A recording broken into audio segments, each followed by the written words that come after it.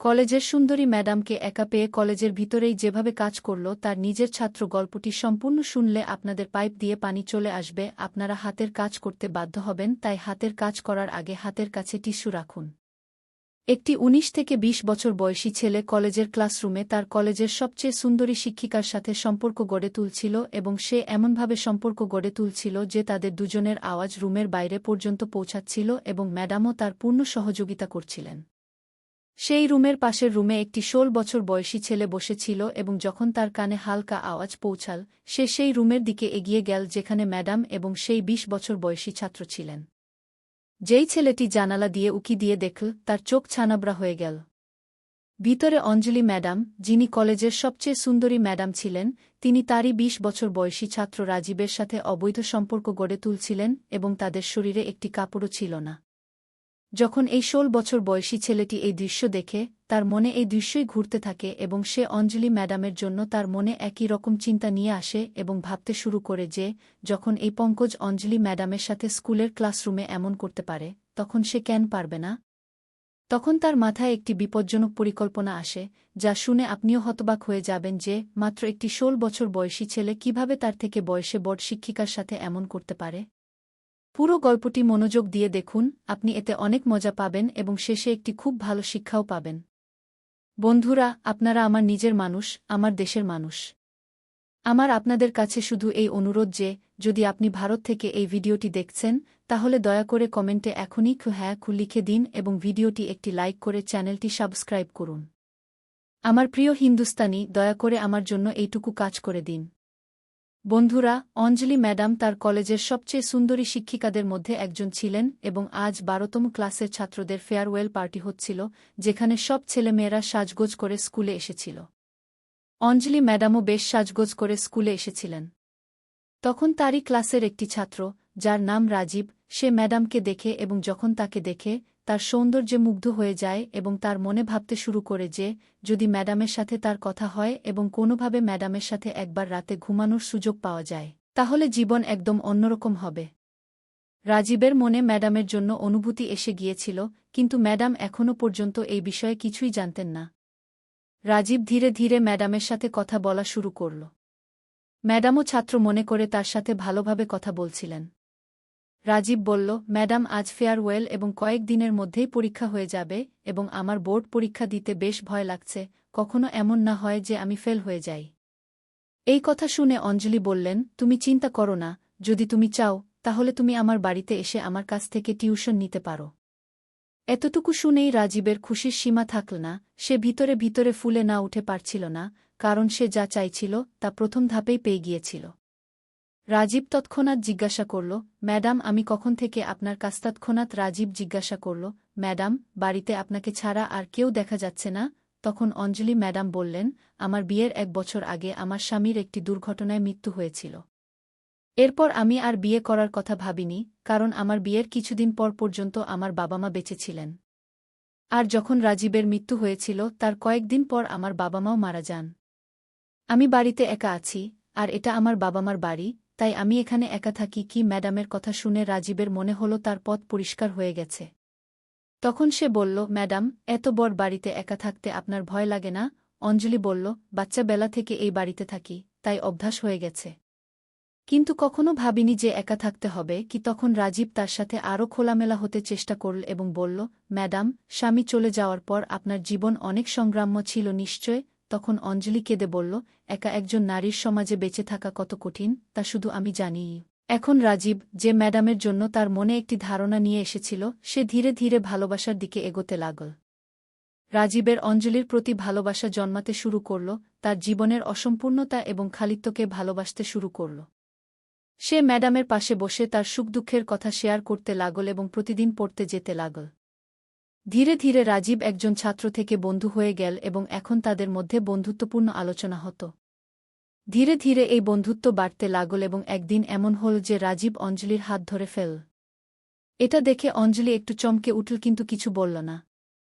যখন অঞ্জলি কিছু বলল না, তখন রাজীবের সাহস আরও বেড়ে গেল এবং সে ধীরে ধীরে অঞ্জলির কাছাকাছি আসতে লাগল।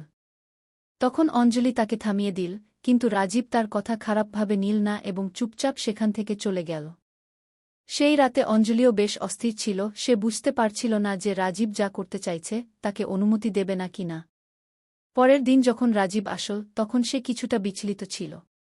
তখন অঞ্জলি জিজ্ঞাসা করল, কি হয়েছে? সে বলল, ম্যাডাম, কিছু না, এমনিই। ধীরে ধীরে তাদের মধ্যে আবার কথা হতে লাগল এবং কথা হতে হতে দুজনেই আবার একে অপরের কাছাকাছি আসতে লাগল। অঞ্জলিও ৭ বছর ধরে স্বামী ছাড়া একা ছিল, তাই তার পা পিছলে গেল এবং সে রাজীবের কোলে ঢলে পড়ল। রাজীবও ধীরে ধীরে অঞ্জলিকে নগ্ন করে দিল এবং তার সাথে সম্পর্ক স্থাপন করতে লাগল। অঞ্জলিও রাজীবের সাথে সেই চরম সুখ পেতে শুরু করল যা সে ৭ বছর আগে তার স্বামীর সাথে পেয়েছিল। সে পুরোপুরি সহযোগিতা করছিল এবং খোলামেলা উপভোগ করছিল। রাজীব বাড়ি থেকে ১ ঘণ্টার কোচিং বলে বেরিয়েছিল, কিন্তু আজ অঞ্জলির সাথে তার ৫ ঘণ্টা কেটে গেল এবং তারা দুজনেই বাড়িতে একে অপরের সাথে তাদের হৃদয়ের ইচ্ছা পূরণ করছিল। রাজীবের পারফরম্যান্স বেশ উচ্চমানের ছিল, যার কারণে অঞ্জলিও খুব খুশি হচ্ছিল এবং পুরোপুরি সহযোগিতা করছিল। এখন এই প্রক্রিয়া তাদের মধ্যে প্রতিদিনের হয়ে গিয়েছিল। রাজীব প্রতিদিন কোচিংয়ের জন্য অঞ্জলির বাড়ি যেত এবং তার সাথে এই কাজ করত। এখন তারা দুজনেই শিক্ষক এবং ছাত্র না থেকে গার্লফ্রেন্ড এবং বয়ফ্রেন্ড হয়ে গিয়েছিল। কিন্তু এই ধরনের সম্পর্ক হলে মানুষ তা বুঝে ফেলে। কলেজে যখন অঞ্জলি পড়াত তখন তার মনোযোগ রাজীবের দিকেই বেশি থাকত, তাই ক্লাসের অন্যান্য ছাত্ররা কিছু না কিছু বাধা দেওয়ার চেষ্টা করত অথবা তাদের নাম নিয়ে হাসাহাসি করত। একদিন রাজীব বলল, অঞ্জলি, ক্লাস শেষ হওয়ার পর আমি তোমার সাথে আজই এই ক্লাসরুমে দেখা করব, আমার জন্য অপেক্ষা করবে কি? তখন অঞ্জলি বলল, তুমি সন্ধ্যায় বাড়ি চলে আসো, এখানে থাকতে অনেক সমস্যা হতে পারে কি? রাজীব বলল, বাড়ি আসতে এখনও ৪ ঘণ্টা বাকি, কিন্তু আমি তোমার সাথে এখনই দেখা করতে চাই। অঞ্জলিও রাজীবকে অনেক পছন্দ করতে শুরু করেছিল, তাই সে তার কথা মেনে নিল এবং সেই ক্লাসরুমেই রাজীবের সাথে সম্পর্ক স্থাপন করতে লাগল। এখন কলেজে এমন হয়ে গিয়েছিল যে তাদের সাহস বেড়ে গিয়েছিল এবং প্রায় প্রতিদিন তারা এই ধরনের কাজ করত। কিন্তু একদিন পাশের রুমে একটি ১৬ বছরের ছেলে কোনো কাজে আটকে গিয়েছিল, কারণ স্কুল ছুটির পর সব ছাত্ররা একসাথে দ্রুত চলে যাওয়ার চেষ্টা করত এবং সেই সময়ে অঞ্জলি এবং রাজীব দেখা করত। কিন্তু আজ তাদের ভাগ্য খারাপ ছিল যে পাশের রুমে আরেকটি ছেলে উপস্থিত ছিল এবং যখন তারা দুজন রুমের সম্পর্ক স্থাপন করছিল তখন সেই ছেলে তাদের রুমের কাছে চলে আসে এবং তাদেরকে একটি আপত্তিকর অবস্থায় দেখে ফেলে। যখন রাজীব দেখল যে কেউ জানালা দিয়ে উকি দিয়ে তাকে দেখছে, তখন সে বুঝে গেল এবং দ্রুত ঘর থেকে বেরিয়ে এল। তখন সে সেই ছেলেটিকে বোঝানোর চেষ্টা করল। ছেলেটি মানতে রাজি হল, কিন্তু বাড়ি ফিরে তার মাথায় অন্য কিছু চলতে লাগল। পরের দিন সে অঞ্জলি ম্যাডামের কাছে গিয়ে বলল, আপনি গতকাল যা রাজীব ভাইয়ার সাথে এই ক্লাসরুমে করছিলেন, আজ আপনাকে তা আমার সাথেও করতে হবে। ছেলেটির কথা শুনে অঞ্জলির পায়ের নিচে মাটি সরে গেল। সে ভাবল, মাত্র ১৬ বছরের একটি ছেলে এ ধরনের কথা কিভাবে বলছে। অঞ্জলি তার উপর রেগে গেল। তখন ছেলেটিও রেগে বলল, আপনি যদি আমার কথা না মানেন তাহলে আমি আপনাদের দুজনের কাজ পুরো কলেজে বলে দেব কি? এখন অঞ্জলি খুব টেনশনে পড়ে গেল এবং সে তড়িঘড়ি ফোন করে রাজীবকে এই কথা জানাল। রাজীব বলল, আপনাকে তার থেকে ভয় পাওয়ার দরকার নেই। তখন অঞ্জলি বলল, সে যদি সবাইকে বলে দেয় তাহলে কি হবে? তখনই রাজীব বলল, আপনি কি আমাকে বিশ্বাস করেন? আপনি কি আমাকে ভালোবাসেন? এই কথায় অঞ্জলি উত্তর দিল, হ্যাঁ, আমি তোমাকে বিশ্বাসও করি এবং ভালোবাসিও। কিন্তু যদি এই ছেলেটি সবাইকে সব বলে দেয় তাহলে কি হবে? তখন রাজীব বলল, আমি তোমাকে বিয়ে করতে চাই। এতটা শুনে অঞ্জলির কিছুটা ধাক্কা লাগল এবং সে বলল, তুমি এ কি বলছ?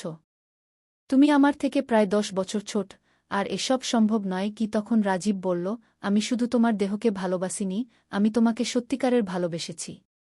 যদি তুমি আমাকে বিয়ে করতে চাও তাহলে আমি আমার পরিবারের সাথে এই বিষয়ে কথা বলতে প্রস্তুত কি? তার কথা শুনে অঞ্জলির মনেও আবার বিয়ে করার ইচ্ছা জেগে উঠল, কিন্তু সে ভাবছিল, কেউ যদি এই সম্পর্ক দেখে তাহলে কি বলবে? একজন শিক্ষক তার নিজের ছাত্রের সাথে এমন কাজ করল এবং তারপর তাকেই বিয়ে করল, এই ভাবনাই তাকে রাজীবকে বিয়ে করতে বাধা দিচ্ছিল। রাজীব বলল, তুমি দুনিয়ার কথা ভেবো না। দুনিয়ার কাজ শুধু বলা। যদি তুমি আমাকে ভালোবাসো তাহলে শুধু হ্যাঁ বা না বলো। তার কথা শুনে অঞ্জলি হ্যাঁ বলে দিল এবং তারপর রাজীব গিয়ে এই কথা তার পরিবারকে জানাল। রাজীবের বাবা ছিলেন খুব স্থ এবং রক্ষণশীল মানুষ। তিনি এসব বিষয়ে সবসময় ঘৃণা করতেন। যখন ছেলে এমন কথা বলল তখন বাবা খুব রেগে গেলেন এবং তাকে ডাকতে লাগলেন। কিন্তু রাজীব অঞ্জলিকে সত্যিকারের ভালোবাসত এবং সে ঠিক করেছিল যে সে অঞ্জলিকেই বিয়ে করবে, কারণ তার মন তাকে বলছিল যে অঞ্জলি কোনো খারাপ মেয়ে নয়, ভাগ্য তার সাথে খারাপ ব্যবহার করেছে। আর যখন সে তার জীবনে এসেছে তখন কেন তাকেই তার স্ত্রী বানাবে না? রাজীব অনেক দিন ধরে অস্থির থাকল, খাওয়া দাওয়া ছেড়ে দিল, শরীর অনেক দুর্বল হয়ে গেল। তখন বাবারও বুঝতে শুরু করল যে হয়তো তার ছেলে অঞ্জলি ছাড়া থাকতে পারবে না, তাই তিনিও রাজি হয়ে গেলেন। তারপর রাজীব ও অঞ্জলি সুখে বিয়ে করল। এখন রাজীব তার স্ত্রীর সাথে তার বাড়িতে সুখী জীবন যাপন করছে। বন্ধুরা, এই গল্পে কোনো অপরাধ তো হয়নি, কিন্তু যে ছেলেটি তাদের দুজনকে দেখেছিল তার চিন্তাভাবনা এত কম বয়সেই এত খারাপ ছিল। রাজীব পরে তাকে বোঝাল, তখন সে রাজীবের কথা বুঝতে পারল এবং কথায় কথায় ছেলেটি তার পরিকল্পনা জানাল, যা কিছুটা এমন ছিল। ছেলেটি ভেবেছিল যে সে তার ৪-৫ বন্ধুকে নিয়ে ম্যাডামের বাড়িতে যাবে এবং যদি ম্যাডাম রাজি হন তো ভালো, আর যদি না হন তাহলে সে তার বন্ধুদের সাথে ম্যাডামের সাথে খারাপ কাজ করবে। এত ছোট বাচ্চাদের মাথায় কিভাবে এমন মানসিকতা তৈরি হয়? কিন্তু রাজীব কিছু না বলে খুব ভালোবেসে তাকে বোঝাল এবং ঠিকভাবে কথা বলে বলল, আমি তাকে ভালোবাসি এবং সে আমার স্ত্রী। ও এভাবে যখন তাকে বোঝানো হলো তখন সে বুঝতে পারল। আর আজ, যেমন আমরা বলেছি, রাজীব তার জীবন ভালোভাবে কাটাচ্ছে, তার কোনো সমস্যা নেই, কারণ বাড়িতে টাকাপয়সার অভাব নেই। ম্যাডামও তার জীবন যাপনের জন্য একটি সহায়তা পেল এবং রাজীবও অঞ্জলিকে তার স্ত্রী হিসেবে পেয়ে খুব খুশি। বন্ধুরা, গল্পটি আপনাদের কেমন লাগলো কমেন্ট করে জানাবেন।